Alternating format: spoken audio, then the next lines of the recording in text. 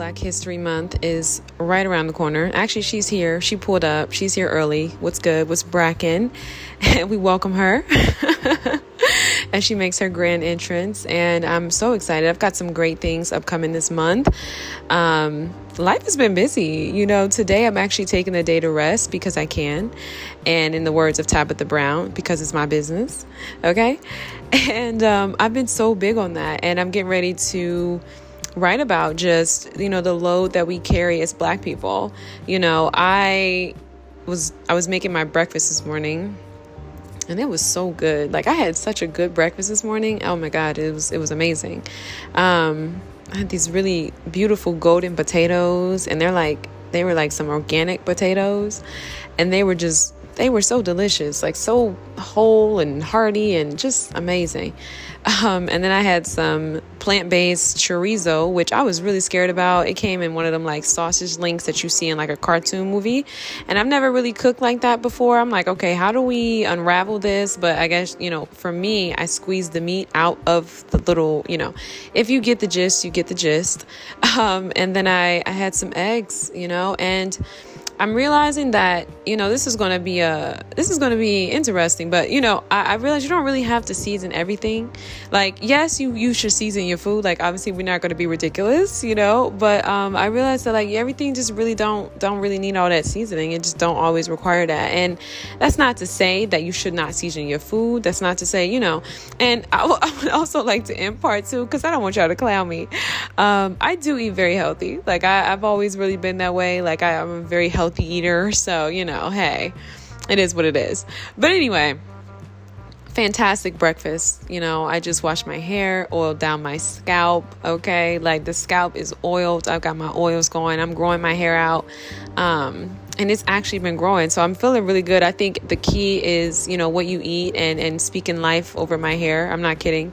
Speaking life over my hair, speaking life about my hair, and not really stressing about a lot of things. I think the key to growing your hair, if you are a Black woman or a Black man looking to grow your hair, I think the key is definitely, what you eat. I think it's really all about like what you eat, and, definitely start looking into foods and, natural things that grow your hair. I think that's been like the biggest thing for me. I would say the oils is a little tough because I am a silk pressed baddie. So I definitely love my hair silk pressed.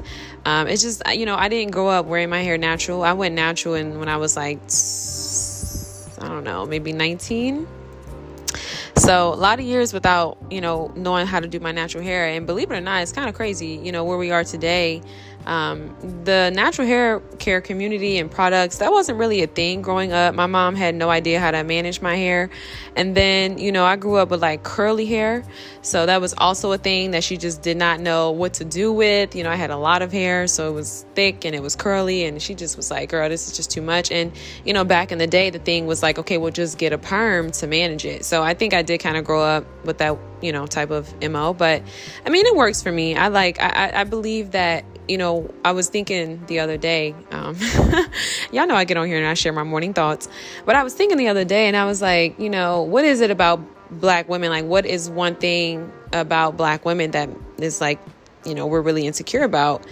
And I was like, off my head, I was like, it's our hair, so I think in 2024 and moving beyond, I think you need to do what works for you and your hair. You know what I mean? I'm so big on that. Like, I think even if I don't like a certain style, or if you don't like a certain style, or whatever, if anybody else doesn't like a certain style, then, that's just your opinion and let it be that. But I think to the individual, right, to the Black woman, do what works for your hair. Like if it's your wigs, if it's your weaves, if it's your braids, if it's your locks, like if it's your silk press, like whatever. Do what works for you in regards to your hair. And just be happy and be like rooted and grounded in that. Speaking of like insecurities and self-esteem and all these different things, last night, look at me being poetic, girl. I'm back on my one tip. Y'all know Earth and Zen back in the day. Y'all know, go to episode 1. We back. But I was leaving the gym and I was thinking, I was like, man, I really feel like so much of our insecurities come from the things that people tell us about ourselves. Like, I remember back in the day, I was talking to an old friend. I was like, he was telling me like, yeah, I just feel like, I'm toxic. And I knew him. Like I had known him. We had grown up together. And granted, I didn't, we weren't dating, so I didn't know how he was in a relationship. So, we give leeway, but let me not let the message get lost on me. I don't want to over explain this. And, he's like, yeah, I just feel like I'm toxic and things like that. And this was kind of like the rise of like toxicity and masculinity and everybody like, you know what I mean? Throwing those words around and stuff. And I'm just telling him, I'm like, no, you're not, like, where are you getting that from? Like, no, you're not. Like, I think you're good, And, my hairdresser actually was, saying how she wanted to work on herself and just be, and, and it's like, I hear everybody loud and clear. Y'all know my whole entire everything, this person, like every pod, has always been about self-development. So, we're not going to let be realistic. Y'all know how I feel about that. Like, I'm big on that. But I think at the same time, it's like, all of this low self-esteem, these insecurities you're having is because you're picking yourself apart. Like, I think society it really gives leeway and it encourages us to pick ourselves apart. Oh, this is something that's wrong with me. I need to work on this before I can get in a relationship. I need to work on this. It's my attitude. It's this. No, it's not. It's probably just the people that you're rolling with. Like, I think that when people talk about nihilism and hedonism and how we're so individualistic, I think it's not necessarily, I think they're more so coming from the sense of like, because we're being forced to go inward and like just pick ourselves apart and constantly pick at things and constantly, tear ourselves up. And it's just like, why? I just think they're so self-destructive. Like, you're absolutely good. I feel like for me, that's the thing. And I think that this is also too why we have so much craziness, like in relationships. We don't really have harmony. Men and women don't have harmony. We don't have harmony in our relationships, with the people that we choose to date or whatever. It's because everybody is just like self-destructing, and it's crazy. It's like, keep your head above the water. Like, I definitely feel like a lot of this psychology and therapy talk, it's all misguided. You have to understand that in the world of like psychology, right, the terminology, and obviously this isn't like a general statement, like obviously there are some things that are really beneficial, but you have to understand that Black relationships, Black love, Black relational dynamics have been left out of the conversation. Like, there's not a lot of Black psychologists and psychoanalysts who can really speak to that. We're just now kind of breaking into this space. We're just now getting the recognition. And most importantly, we're still fighting for equality in regards to our resources for our researchers. I was just reading this article about just how a lot of, for social sciences and a lot of the biomedical and medical research in regards to like Black people, a lot of the researchers in the programs, it's underfunded, and there's also not a lot of Black researchers, but the ones that are available are not getting the funds that they need to support the research in regards to the people within our community. So it's like, you have to just take that in mind. Like, when you start working on yourself, or you start thinking there's something wrong with you and adopting certain ideas about yourself and the people around you, because you have to understand we are such a peculiar sense of people. You know what I mean? And, I really hope that as we enter into Black History Month, I know your ancestors is tugging on you, because I know you feel it.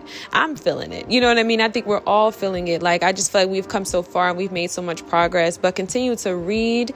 I'm hoping that you guys are continuing to read, continue to learn, continue to study up, watch Black films, celebrate Black films, celebrate your culture, make your favorite cuisines, like do whatever it is that you got to do for you. You know what I mean? Keep your spirits high.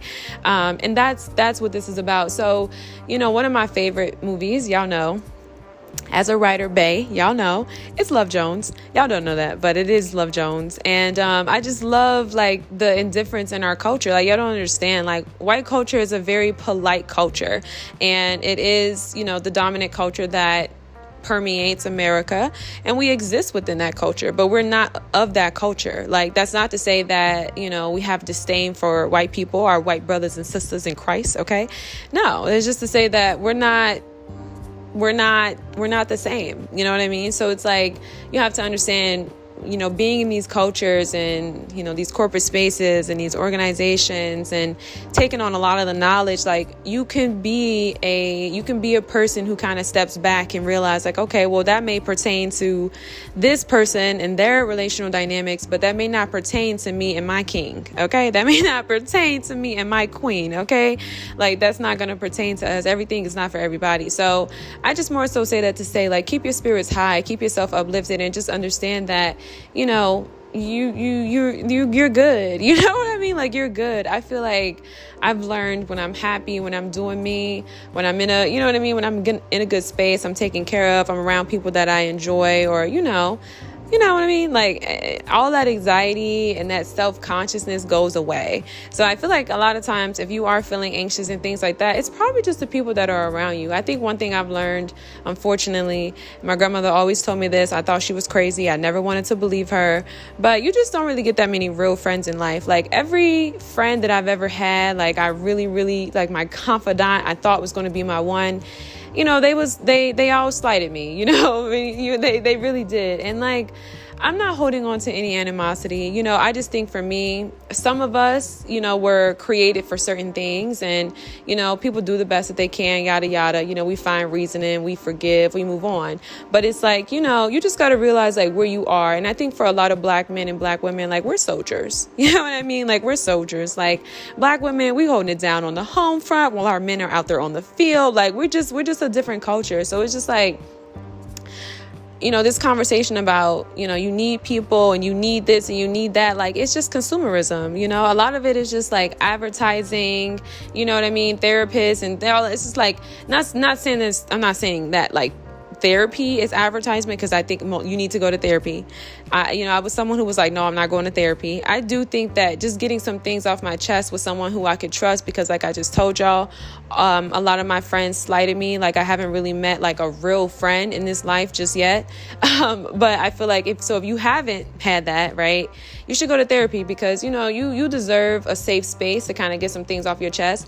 I think another point I want to hit on too, I was just thinking about demographics, man. Like when I say DC, the culture is booming, and I grieve every day that I grew up in such a conservative, conservative state that didn't have any culture. Like I can't stress this enough. Obviously Chicago is kind of like up north, but like Black people up north, y'all know what I'm talking about. Like we don't have culture. Like we have been completely robbed of that. Like it's a big grievance on us. And I feel like we're starting to kind of get in that space, but it's like we have so much integration to the point where it's like a lot of our culture is just diluted and it's whitewashed and it's integrated in such a way that is interwoven with whiteness, and it doesn't have any firm roots, up north. Like it's really sad.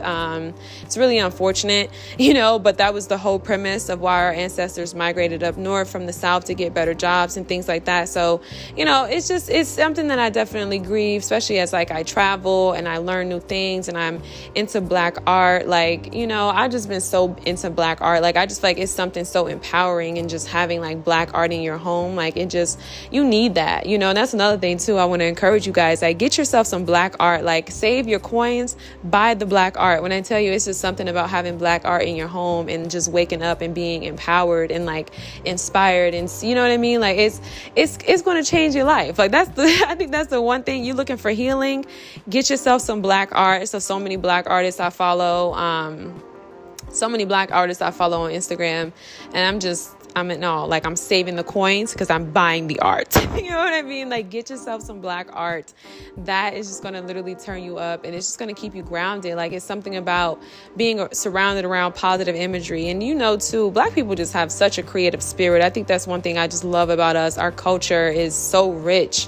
Like it's so rich. The things that we can create, the things that we do. You know what I mean? Like it's just, you cannot knock that ingenuity and that spirit of excellence that is on Black souls. Like you just cannot knock it. Like you cannot knock it.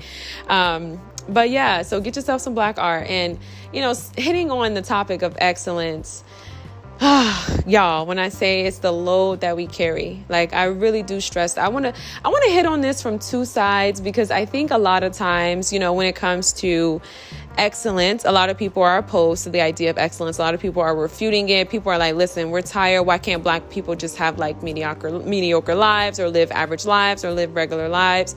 And I hear you. I hear you loud and clear, and I want to kind of sit in this space on this side of the conversation because I really understand that. I really do. Like, I realize that some people have different upbringings. Like I told you about growing up in the North, you know what I mean? Like there's not a lot of culture. It's not a lot of opportunities, surprisingly. And so it's just a lot, it's a lot of segregation in terms of like blackness. It's really just like black and white. We don't really mingle with like a lot of white people up North. Like it's not really, you know what I mean? Like it's very segregated. So anyway, the thing about that is I hear you guys loud and clear. Like, I think that's just very valid. But I think when we start talking about like comparativeness in terms of like white culture and black culture and other cultures and other women of different cultures and putting that as the standard and making them the standard, I think that's where we're going to lose it every time. We're going to lose it every time. I think when we talk about this spirit of excellence and we talk about maintaining, sustaining, and encouraging a spirit of excellence, you have to understand that this is coming from, people who know what it's like to be, existing in the spirit of excellence, right? To be in purpose, to be in alignment with your ancestors, your forefathers, you know what I mean? Like, we know that Black people are excellent. We are the first of very many things. Most of the things exist because of us. So it's just like to why sell yourself short and why not tap into that potential? Why not tap into that unlimited potential? Like I just feel like that's like the one thing that I would like to know. And then I think in terms of like mediocrity and living an average life, I don't know, you guys. I think I did just low-key try to hit on that and like sit into a space of understanding and agreement, but I don't know. I think for me, being someone who's multifaceted, who's aware of, my gifts and things like that, I can't really say that that's something I can really relate to, and I feel like because I have that awareness of myself, I try to encourage other people to find that within themselves. And I think when you find that, when you tap into that, and you're in spiritual alignment, I don't think that you will be average, I think that it will be really hard for you to actually be average. And I think too, again, we talk about like the spirit of excellence. I think it's oftentimes convoluted in, the making of like whiteness, and it's not anything that's referenced from, Black excellence and the things that we've done historically. So, that's why I said, like, with Black History Month, don't let it be lost on you. You know what I mean? Be aware of like everything that we've done in this country. Be aware of everything, you know what I mean? Like, tap into that. And that's why I said, get yourself some Black art. I'm just going to keep telling you, get yourself some Black art, read you some Black history, period. And you ain't got to take it slow. Take it slow. If you're someone who you mostly read fiction, y'all know I don't read fiction, and I don't really encourage anybody else to read fiction, quite frankly. I think that, I like to, but this is just for me. Let me not be too let me chill. Let me not be too dogmatic. Let me chill. I like reading for the sake of educational purposes. I never liked reading for fun. Like, I do other things for fun, and I have a lot of things that I like to do for fun. So, that reading, it's not fun for me. Like, I don't really care to sit, you know what I mean? Like, that's not what I want to do. And if I want to, watch romance or, tap into that, then I'll just rekindle that by watching Love Jones. So that's just me personally, but hey, to each his own. So I think that's all I got for you guys. I know this podcast was kind of short. I before I go, I'll touch on anxiety and like mental health and things like that.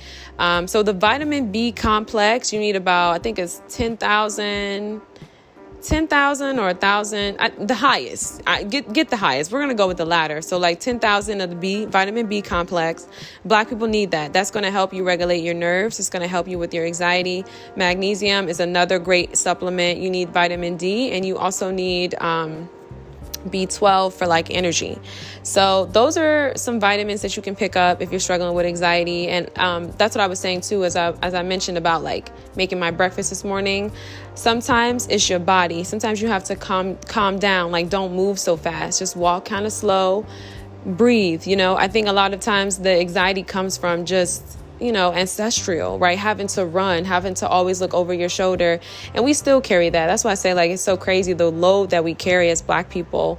But, Take the time to kind of like breathe, look around at your surroundings. Like I was at a coffee shop and I definitely was spazzing out. It was kind of crazy. It was really sad, to be honest, because there was this guy and I'm like, oh my God, I don't know what, like what this guy is on. And, I had thoughts. I'm not going to lie. I had thoughts that I wouldn't necessarily say were influenced by the media because, we know the realism of like, certain things. But I was like spazzing out and I was really nervous and I ended up like leaving and everything. It was really sad to kind of just look at that and see the trauma, you know what I mean? That is sometimes being in certain spaces with people of different races. And, it was really unfortunate. But, I realized like, if you are feeling uncomfortable, it's okay to act. I think for me, the flight and fight, that's a real thing. And especially when you're by yourself, I think sometimes you just can't chance it. And it's hard to kind of calm yourself down in that space. But I do think that growing spiritually will help you with that, meditative practices, prayer, whatever, you know what I mean? Well, those are actually the two that will really help you to kind of like calm your nerves and calm down when you're in situations where your paranoia is very high. I also think too, and that's what I said too, man, it's like, when I tell you I have so much grievance, I'm not even kidding when I say this. I'm not saying this lightly. I'm saying this like I'm dead serious. If you are down south and you're around people, you have a community of other Black people, like hang out with your friends, hang out with people who can ground you, hang out with people who also kind of provide that shared experience, so that way you're not feeling like you're moving through the world alone. I think that will also lessen your anxiety and like, really help you have less paranoia. And then just try to, like I said, practice slow movements. I think you can start by doing it in your home. I feel like for myself, it's, starts in my home. Like I said, I wash my hair. The day is fabulous. Like I've just had such a fabulous day. But just, washing your hair, just take your time with the things that you do. I feel like, for me growing up, my mom being a single mom, the story. I used to like rush with things 'cause I didn't want her to have to be paying over on like, the water bill and stuff like that. So I never realized how I would just like rush in the shower. I would just rush to do things like, or I felt like it was too much. Like you don't want to eat too much. You don't want to, consume too much and take up too much space because we're so used to thriving on so little. And it's really sad, when you think about just the deprivation. But once you come out of that, you realize that like you're more than enough. You can have seconds, you can have thirds, you can take the time off at work. You know what I mean? Like it's okay for you to take a day off. It's okay for you to put in your PTO. It's okay for you to not go to work today. You know what I mean? It's completely okay. Like it's everything is going to be fine. Like the PTO bank is yours. You earned it. It's there for a reason. You don't have to answer to anybody. You know what I mean? Like take your time to heal. Take the time to kind of set down the load. And I was even thinking about this too, as someone who's in the world of academia, for my young Black scholars out there, you got to realize what you're carrying. It's hard.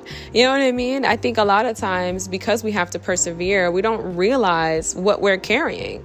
Like, if you have a family, you're back in school, you're working a full-time job, or if you even have, if you have any of those components, those are really big things.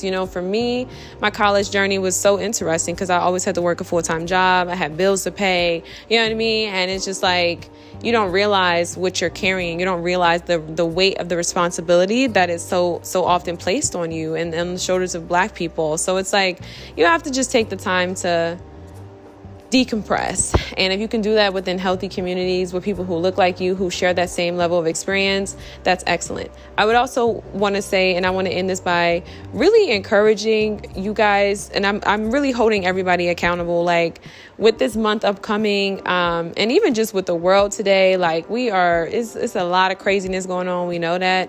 But you guys need to really tap into your culture. Like I'm no longer playing with it. I be telling my friends all the time, like, listen, they be like, oh, here you go. No.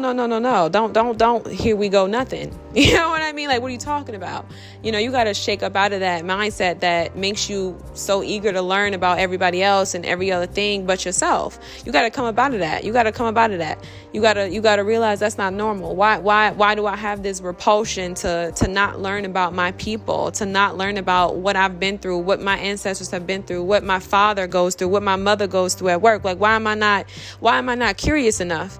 You know what I mean? That's a red flag. That's a danger. more. You need to tap out of that. You need to wake up. You need to realize like, okay, no, you know what I mean? I need to lock in and figure out what's going on in this world. You know what I mean? I tell you guys this all the time. College is going to work to your benefit depending on what you're doing. Okay, period. I'm never debunking college. I'm never saying don't go to college. College is a scam. College is a myth. I don't believe that, But what I do believe is that your own independent study is your own. You cannot be out here as an adult and not learning about the world. You realize that your life and where you are is based on what it is that you know. It's based on what you know right now. Knowledge is everything. That's going to be the thing that's going to get you to the next level, period. Eating healthy, like everything that you want, health, wealth, happiness, love, dating, relationships is on the other side of knowledge. This is why I've always been so big on like reading books. And because I read a book, girl, I was in like fifth or sixth grade. I read Coldest Winter Ever. It changed my life. Changed my life. I was reading my mother's books, Zane. She was like, oh girl, all kind of stuff. You know what I mean? So, you have to realize that it's knowledge that puts you ahead. Reading books has set me ahead. And I think that this is why I do struggle sometimes in my relationships, with people, because I'm mostly gravitating towards a lot of people who are older. All of my friends I've ever had have been older. And the reason why I want to make a sidebar here for any young girl listening or a young guy, well, I don't know, guys, it's a little different, but for any young girl listening, the reason why I've never encouraged young women to just date older or be with older people, and I say it's not a flex because, everybody's experience is different. And I feel like because of my unique experiences, just growing up, being I just feel like I've had a lot of unique experiences that have put me in the space where I'm not vulnerable to the extent of certain things that can happen when there's an age gap and there's leverages like that, so that's why I don't encourage it. But that's just a little sidebar. But yeah, I've always had older friends. I've always hung out with older people. And I do think that that's why I have struggled. Sometimes, relationally, finding fulfillment, finding my tribe, finding my people, because there's a lot of things I don't get, I'm not going to go for it. It's not okay that you don't know about redlining. It's not okay. I think I'm holding you to a higher standard. You need to get on the ball. You need to get on the money. 2024 and beyond, starting Black History Month, you need to be consistent in your African American studies, period. I don't want to hear anything else about it. I don't want to hear nothing else about it. Don't talk to me about no don't come over here with that. You reading what? What are you reading? Okay, it needs to be AA lit, period. I don't want to, because it's too much going on in the world. You got to know who you are. You got to know where you come from. You got to know where you're going. You got to know where, you know what I mean? Where you've been. It's important. It's important. And like I said, in terms of relationship, all this dating discourse, y'all got to understand, white people have been in our business, okay? Seriously. And it's been continuous. So it's get to a point in your life where you understand our culture, you understand yourself, and then you can work on having healthier relationships with other people who, are within this culture. I think that's the thing that's going to set us free. I mean, sure. Yeah. Therapy. Like I said, I think that if you have trusted loved ones around you, who are skilled, people who have that awareness, again, heavy on the grievance for not being down south, where there are progressive Black people who have education, who value education, who understand our culture, who have, cultural awareness in regards to Blackness. When you don't have them deep roots, oh girl, it's hard. It's hard. I already know, because I'm struggling, But if you have that, and you have, people you can trust, and you have good girlfriends, and you have good guy friends, you have people who are around you, talk. You know what I mean? Talk. That'll save you that $200. It's going to save you that $200 every time for that better help. It's going to save you, So if you have a good support system, you're good. Just start there. Just start talking to people about certain things. If you don't have a good support system, definitely go to therapy, because, it's going to help you get some things off your chest and put some things into perspective. It's nice to speak to healthy individuals who also have education. This is, again, why I'm so big on this. But, who have education and who can, who have enlightenment. I guess that's a better word. Who have enlightenment. I think even, my personal experiences with therapy, I changed so much as a person. I come into therapy, I'm so intentional about therapy. I do believe that if you don't really have an understanding of yourself, if you don't have no self-awareness, therapy is not going to work for you, because nobody can peer into that. It's going to take a lot longer for you to get the results. And I'm not saying it happens overnight, but I am saying that you can move a lot further if you read the books and do certain studies and research on yourself, and you journal, and then you go to therapy, because then, it's like, okay. But excuse me, I will say that, my experiences with therapy, I do change a lot, and I embrace that, because it's like I'm always learning, right? So that happens. And I would say, at the end of the day, I still look at my therapist from an objective point of view. I don't get into my therapist. Like, I don't think this is about getting into your therapist, but I do think you should, be a little bit mindful, ask your therapist about their practice, their background, where they're at, and, not in life, but you can just kind of observe it and listen to the advice that they give you. And, like someone said, what they say, chew the meat, spit the bones. I just seen that from Black Homeschool Educators Instagram page. I love her. But yeah, if you can, listen to it in that perspective, you'll be good. Because I think one thing I found with like therapists, or at least some of the therapists I've went to, I outgrew that space, and I outgrew the certain perceptions that I felt like I needed from my therapist. Like, there were just certain things I just was outgrowing, and I just no longer wanted that type of perspective. Like, I wanted someone who could offer a different perspective to handle this new problem or this new situation. So that happens. But I think for the most part, it's definitely nice to have that like confidant and have that, type of thing going on there. And then I guess lastly, I just want to leave with a little bit of encouragement for, if you are up north, or if you are, in a space where you don't really have anyone who's culturally aware, like use a whole lot of craziness going on, especially in terms of where we're at and, modern day integration. It's a little crazy. But if you don't have that community, I just want to encourage you, like, you're good on your own, like if you're someone who you're tapped in, I'm gonna just say that if you're tapped in, you're good with yourself. You know what I mean? Like, I've learned that, and this is so crazy. I used to listen to TD Jakes back in the day, and he said something that just really stuck with me, and it'll always really stick with me. Like, sometimes you're a gallon person around pint-sized people. And like, if you have a lot to give, you have a lot to offer, it's going to be, it's like some people just aren't going to be able to fulfill that. And it's not that there's something wrong with you or them. It's just that this is the basis of the relationship. And this is, again, back to what I'm saying about educating yourself. Like, you talk about value, you talk about spiritual alignment, you're talking about like being like the best version of yourself. You know what I mean? It's education. The more you know, the better off you'll be. You know what I mean?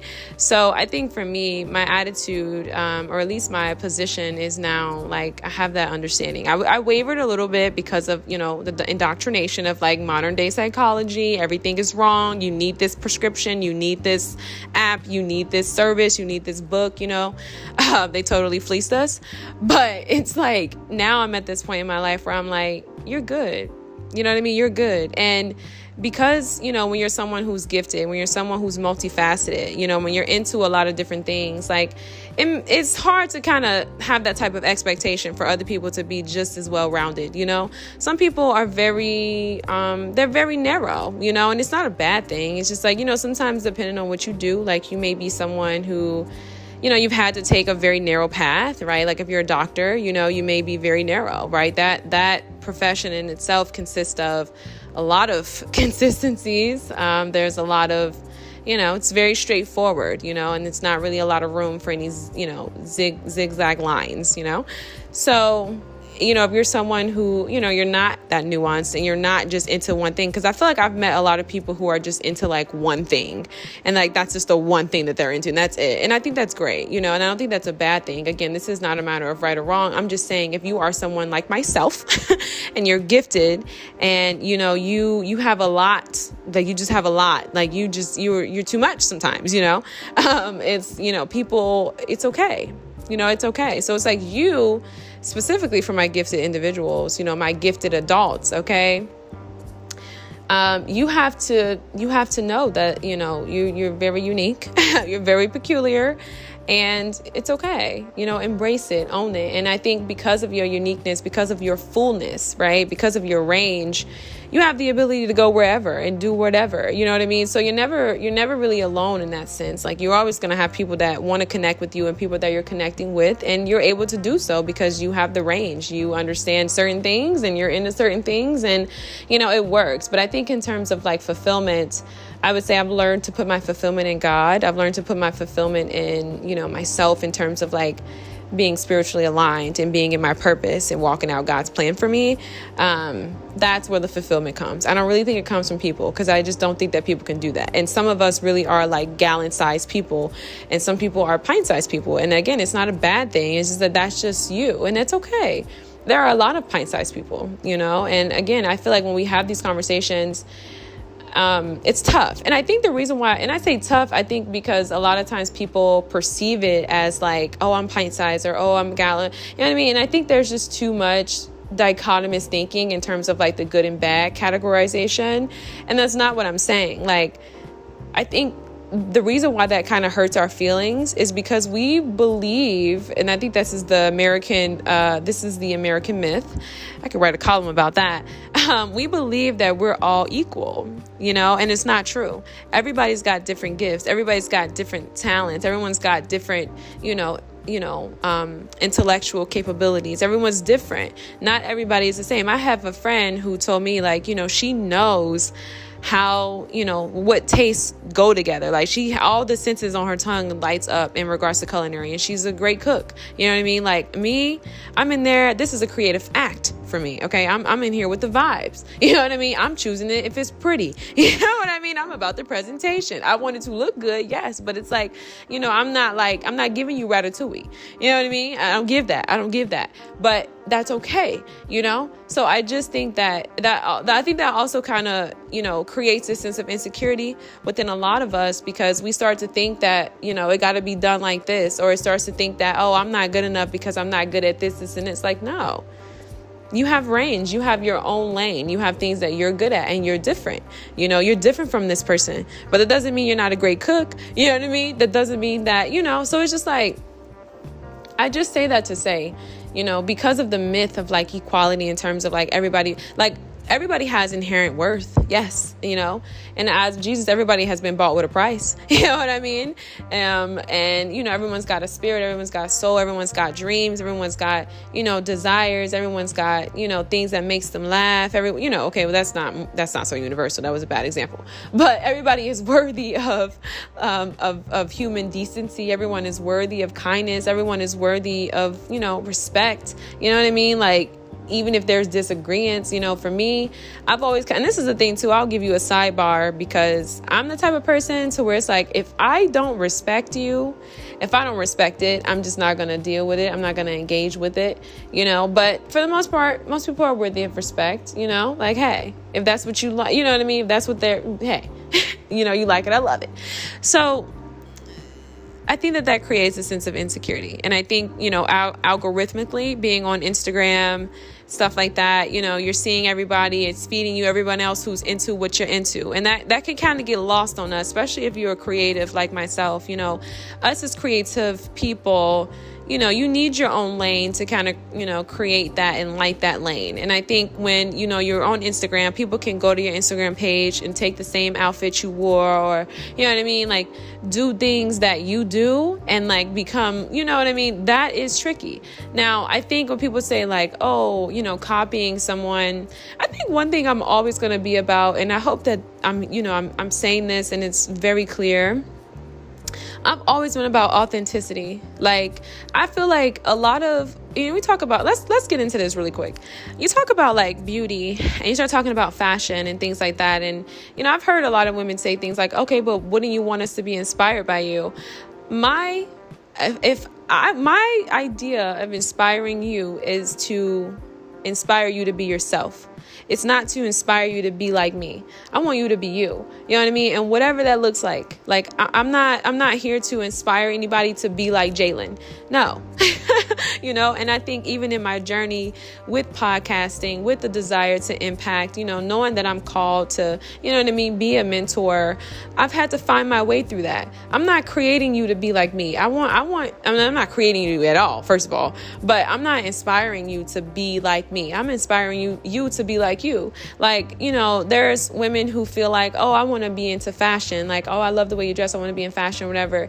But it's like, this woman has such a beautiful spirit. Like, you know, you were given the gift of love. You know, God put you on this earth to be a loving person. Like, go and do that. And that's you. You know what I mean? That's what I'm here to inspire. Like, if you're a hairdresser and, you know, you're wanting to do what this next person is doing, and it's like, no, God gave you the spirit of, you know, whatever, like, you know, so it's like, use your gifts in your field and let that be the message. Let that be, you know what I mean, where you reign, where you rise, where you know, create. Like, I think that's the thing that gets lost on a lot of people today. Like, it's not a matter of, oh, you know, I'm inspired by this person, I'm going to seek to emulate them. No, it's, I'm inspired by this person, I'm going to be me, you know? And I think when you sit into that space, I'm telling you right now, that's such a high vibe. Like, all that envy, all that competition, all of that just dissipates in thin air. You know what I mean? Like, you no longer have that type of attitude where you're like, I'm trying to be like you. You know what I mean? It's like, you're doing you, you're happy with yourself, and like, all of that just goes out the way. Like, I feel like I see women who are good at certain things and they're in their field. And if anything, I more so have the spirit of like collaboration. Like, I would love to be around them. I would love for us to work together harmoniously. You know, I'm not like, oh my God, I want to be in that space, you know, because one thing I realized about myself, and I learned this about myself, I can't do everything. You know, there's a Bible verse that says, this is Bible verse, and I think it was Paul. He was just saying, like, you know, not everything is productive, essentially, you know? And it's true. Like, not everything is productive. Like, just because I can do it doesn't mean I should do it, you know? And that's kind of how I started to look at some of my dreams and goals and things that I wanted to do based on societal pressures or influences or expectations. So you have to understand that, like, everything is not for everybody, and that's okay. And I think, like, why be average at something when you can be excellent at something that you're gifted at? Why settle for this mediocrity when you can be amazing in your field of expertise, in your field of giftedness, in your purpose? You know what I mean? And you can be in alignment and go and be great at doing that. It's nothing wrong with being someone who's loving like that. We need that. Why would you ever devalue that gift? You know what I mean? Even with wisdom, like, I'm on this pod right now, sharing what I know. You know what I mean? I don't feel like it's sounding too wise, but hey, you know, we're going to keep working. We're going to keep, you know what I mean? Keep learning. I'm going to keep, hey, you know? So I just think that at the end of the day, you know, that's real. So try to, you know, manage your insecurities, you know, try to get to a place in your life where you realize, like, everything ain't going to be for everybody. You're not going to gel with everybody. You know, managing the ego is very hard when you're dealing with a lot of people who don't have a self-awareness. They don't even know that they have an ego. They don't even know what's popping off in them right now that's making them so unhinged and making them, you know, want to seek to attack or seek to be closed off and, like, you know, really mean towards you. I definitely think we need to work on some healing work as Black women. Absolutely. But you know what? Y'all ain't got to worry about me because I'm going down south. Like, I'm going where they get it. Okay. But no, seriously, let me chill. I do think as Black women, we need to work on healing work. We need to address a lot of things. We need to address the colorism. We need to address, you know, the ideas about femininity that were really, pushed out and, you know, created to really make the Black woman self-destruct, because obviously she doesn't fit into that category, not because she's not feminine, but because she's not, you know, white in that sense. And, you know, when you think about femininity and like female versus queen, you know what I mean? It just, I don't know, it just hits a little different. You know what I mean? Like, it's something different. I think femininity is more like girl-like, you know, and Black women are classified and have been classified as like queens, you know? So I think this is also the thing too. Like, again, I'm going to end this pod by saying, read your Black history, understand it. Okay, you need to understand it. You need to know who you are. You need to know what you're about. You need to know, like, when you're walking into spaces, you really need to, like, do like Maya. Like, seriously, she said, stand is 10,000. When you walk into a room, you stand is 10,000. You can let me break that down, because I feel like sometimes that's so hard for you to even fathom. You know, when I was working at Cincinnati Magazine as an intern, you know, I sat down and I was sitting in the lunchroom and I'm looking at all these magazines and I'm sitting here and I'm like, wow.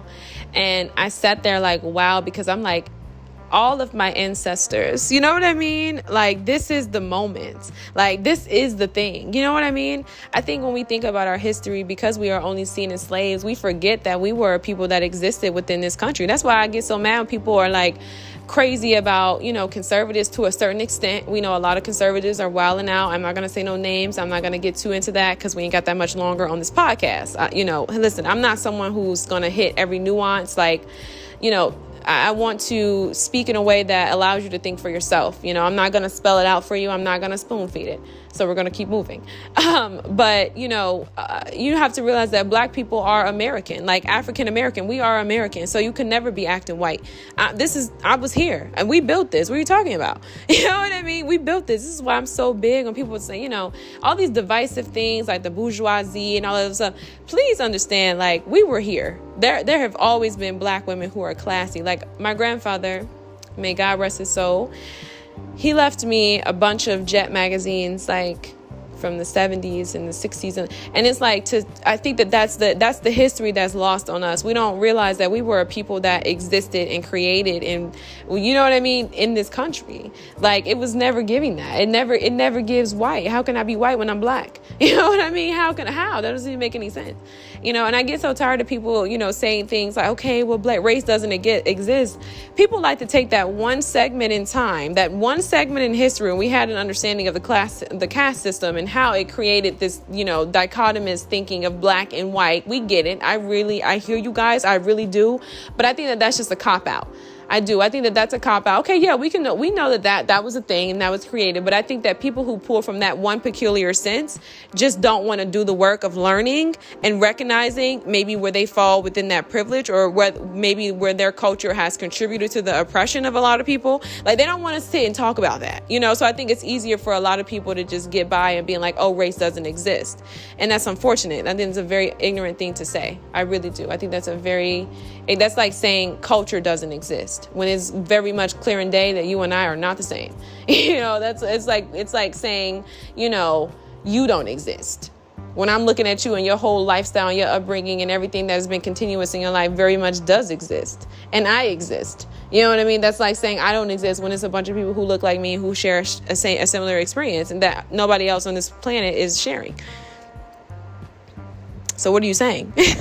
So, you know, you have to understand right now, too, because we are anti-intellectual, but because a lot of people want to enter into the intellectual space, you have to realize, like, I wouldn't say talk is cheap. Quite frankly, I think truth and talk actually cost you something today.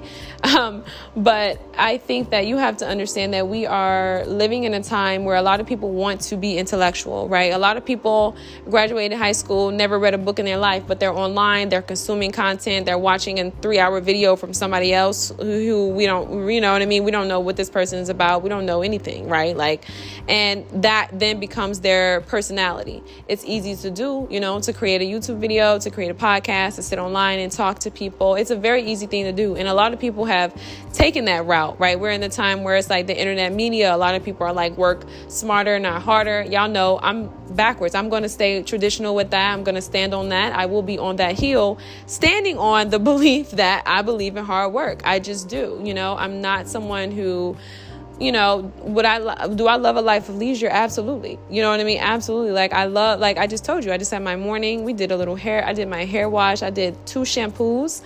I, you know, had my breakfast. We oiled up. Like, I just had an amazing morning, you know? So I'm not someone who's ever going to, you know, be in a space in my life where it's like, I, you know, am like, oh, you know, like, I love ease and flow, but I also know the reality of how this thing go. Okay. So it's like, yes, you need to be working. You need to be giving hard work. We need to be seeing the fruits of your labor. And, you know, I think in the midst of that, I know I got some podcasts hitting on this, but because I was documenting it, right? Like talking about how, hold up, y'all, this manifestation culture, et cetera, et cetera. It just means nothing if you're not doing the work. What good is it to manifest an opportunity and you're all over the place? You're not even together. You didn't do the hard work of writing the business plan. You didn't do the hard work of creating the project template.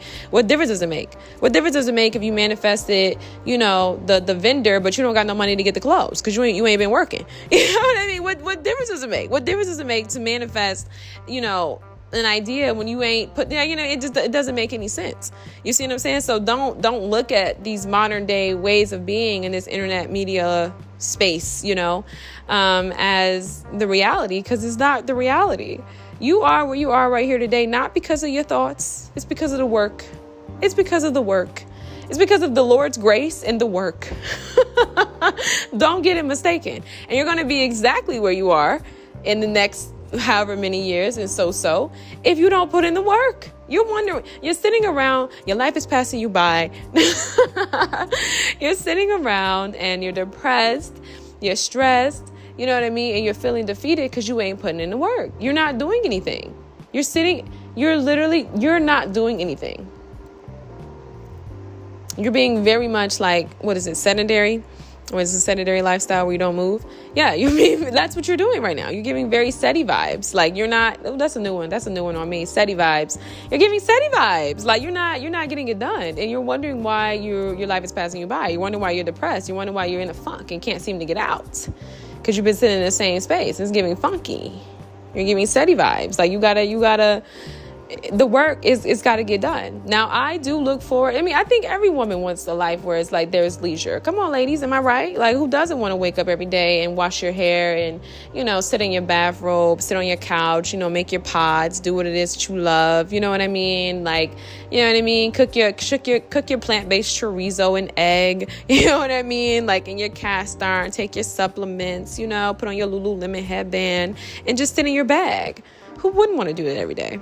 But it's like, that's not the reality. You know what I mean? And are we putting it out there? Sure.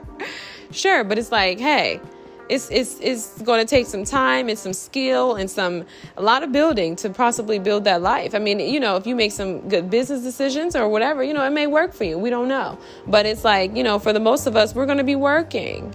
We're going to have to put the work in. We may get to that point. Hey, if we're lucky enough, if God wants to bless us with that type of life, okay, cool. But, I think, the thing about even manifesting that type of life, you have to be careful what you ask for. You know what I mean? Like, come on, ladies, be careful what you ask for. You may be, wanting, somebody to come in and live like that. But it's like, what are you giving up? What are the requirements? Girl, you got to put out that list. Okay, what are the requirements? Okay, what's within the contract? It's no different than like, people getting in bad contracts with like media and, big industries. You know what I mean? Because you're so googly eyed for this long term thing. You're not thinking. Think this through. What are we giving up? What are we saying no to? Because we're wanting to take a shortcut. We just want to manifest some stuff. Because it's going to come. But what are we saying yes to? What are we giving up? What are we, you know what I mean? What are we doing here? Let's think about this. Let's get sound, and it's not to say that you're not capable, or you're not worthy, or you're not, you know what I mean? It's not going to happen for you. Like I 100%, I want that for you. I think everyone wants to live the white woman suburban lifestyle. Everybody wants her dream, because while she was smoking her Newports and out shopping with her girls, we were taking care of her babies. Like, who wouldn't want that life? You know what I mean? So you have to understand where we are, where we come from as a people, so you got that spirit of excellence in you, and it's up to you to decide what you're going to do with it. Peace.